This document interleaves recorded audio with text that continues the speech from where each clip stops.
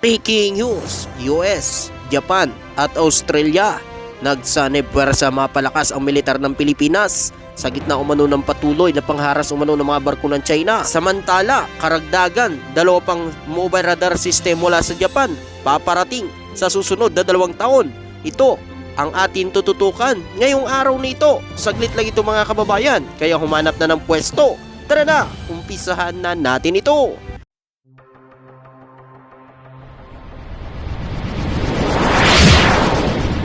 Trupang Hilonggo, Please subscribe subscribe and like. and share. Ayon umano sa balita na pagkasuduan umano ng Estados Unidos, Australia at Japan na magbibigay ng coordinated security assistance sa Pilipinas para palakasin umano ang kakayahan ng militar ng bansa para harapin ang lumalalang pagiging agresibo ng China sa South China Sea.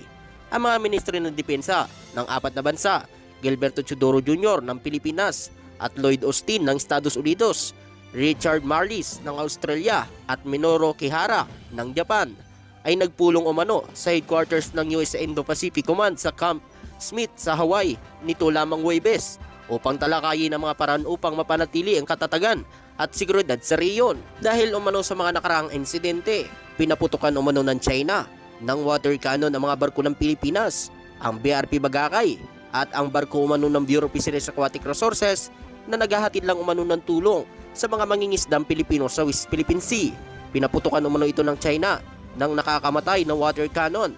At ayon pa nga umano sa nakalat nating impormasyon, nasira umano ang barko ng Pilipinas at aabot umano sa 3 milyon ang pinsala ng barko umano ng Pilipinas. At ayon pa dito, ang kasunduan sa pagitan umano ng Estados Unidos, Australia at Japon na magbibigay umano ng koordinatong tulong sa seguridad sa Pilipinas. Gayon pa man, kamakailan lamang nagkaroon umano ng payag mula sa mga ministro ng depensa ng Hapon, Estados Unidos, Australia at Pilipinas na nagpayag umano ng kanilang pagtitiwala sa pagpapanatili ng kayusan sa Indo-Pacific region.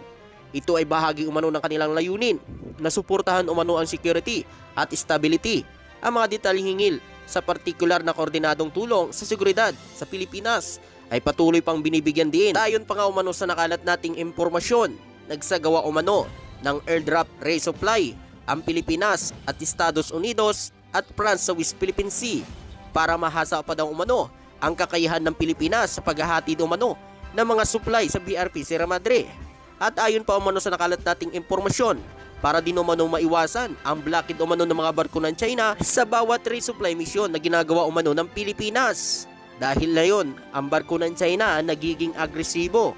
Isa na naman sa mga hinaras umano ng barko ng China, ang 2 barko umano ng Pilipinas. Halos lagi na lang umano hinaharas kasi ng mga barko ng China ang bawat resupply mission umano ng Pilipinas sa West Philippine Sea. Ayon pa nga dito, ang airdrop resupply mission na ito ay makakatulong umano ito sa Pilipinas para mahasa pa umano ang mga sundalo ng Pilipinas sa paghahatid umano ng mga supply sa pamamagitan umano ng airdrop resupply mission sa BRP Sierra Madre. At ayon pa nga umano sa nakalat nating impormasyon, layunin umano ng Estados Unidos, Australia at Hapon sa pagbibigay umano ng koordinadong tulong sa seguridad sa Pilipinas ay upang suportahan umano ang regional security at stability sa Indo-Pacific region sa pamamagitan umano ng pagtutulungan ng 3 bansa. Layunin nila na mapanatili ang kayusan at seguridad sa riyon, lalo na sa gitna umano ng hamon at banta sa seguridad na kinakaharap umano ng Pilipinas at iba pang mga bansa sa paligid nito. Ang pagbibigay umano ng seguridad at assistance ay bahagi ng kanilang pagkalahatang layunin na itaguyod ang mga patakaran prinsipyo batay sa batas sa Indo-Pacific region sa pamamagitan umano ng koordinadong pagkilos at tulong nais ng 3 bansa na mapalakas ang ugnayan kooperasyon sa pagitan umano ng kalyado at partner upang mapanatili ang kapayapaan at seguridad sa riyon. At ayon pa rito, ang partikular umano na payag mula sa Estados Unidos, Australia at Japan ngil sa naging insidente sa West Philippine Sea kung saan umano ginamit ng mga barko ng China ang water cannon at nasira ang mga bakal umano ng barko ng Pilipinas. Gayunpaman, matapos umano ang mga insidenteng ito, karoon umano ng pagpapahayag mula sa mga ministrong depensa ng 4 na bansa na tumutol sa panganib na paggamit umano ng mga barko ng China sa West Philippine Sea. Sa kanilang pagpupulong, binigyan din umano ng mga ministro ng depensa ng Pilipinas, Hapon, Estados Unidos, Australia ang kanilang pagtutol sa paggamit umano ng China Coast Guard ng Maritime Militia Vessel ng China sa South China Sea. Tinukoy nila ang panganib na paggamit nito at bilang isang bagay na dapat bantayan at kundinahin. Iyon pa nga rito, bagamat walang konkretong detalye hingil sa pahayag umano ng bawat bansa at kolektibong pagtutol na 4 na bansa sa mga kilos ng China sa rehiyon, ay nagpapakita umano ng kanilang pagkakaisa sa pagtutol sa mga hakbang na maaaring magdulot sa tensyon at mapanganib sa West Philippine Sea at iba pang bahagi ng South China Sea. At ayon pa nga umano sa nakalat nating impormasyon, magsasagawa umano ng higit pang pagsasanay at aktibidad sa maritime sa 4 na bansa na nais din maituloy ang Coordinated Security Assistance sa Pilipinas na magpapalakas umano ng interoperability at makakatulong sa Pilipinas na makamit umano ang layunin ng modernisasyon at depensa, sabi umano ni Austin sa isang press conference. Ayon pa nga rito, ang pagpupulong ay dumating ilang linggo matapos umano ang hukbong pandagat ng 4 na bansa ay gumawa umano ng kanilang makasaysayang quadrilateral joint sale sa West Philippine Sea, bahagi ng exclusive economic zone ng Pilipinas sa South China Sea, kung saan ang China ay may malawak na pag-aakin sa isang 2016 arbitra ruling ang nagpawalang bisa sa mga malawak na claim na iyon. Ngunit tumanggi ang BG na kilalanin ang desisyon umano ng arbitra ruling.